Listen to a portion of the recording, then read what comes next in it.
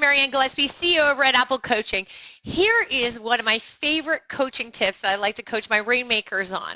So when you're working a formula and you see a gap that's happening with your team and you can't figure out what's going on or where to even start, this is the formula I like to use. Okay, so one of the things that we start with is we look here and we work this formula bottom up. Okay, so a lot of people will read it this way.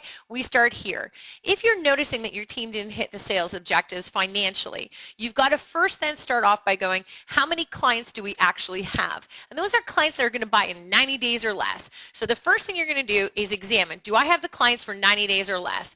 If you don't, then you have to go further back. How did my team do with hitting their appointments? Did they hit qualified buyer and seller appointments?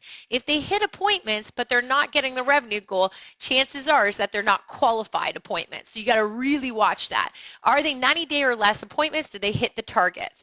Then you can go back, and if they're not hitting the targets of appointments, then you got to see how are they doing with lead follow-up. Lead follow-up should represent 60 to 70% of your appointments. So chances are if you're not hitting the appointment goal, you probably don't have enough follow-up happening. If there are enough leads that they should be converting, then you have a conversion issue, and that's where you need to focus your skills.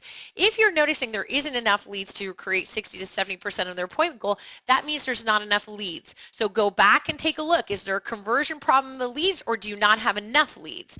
If that's not the problem and you just don't have enough leads and it's not a skill issue of conversion, then you go back to lead generation. Lead generation needs to be happening and your funnel is just empty. Okay, so then you need to look at the skills behind the lead generation, and then you need to work on some of the formulas that we've discussed before. So again, this formula works down up.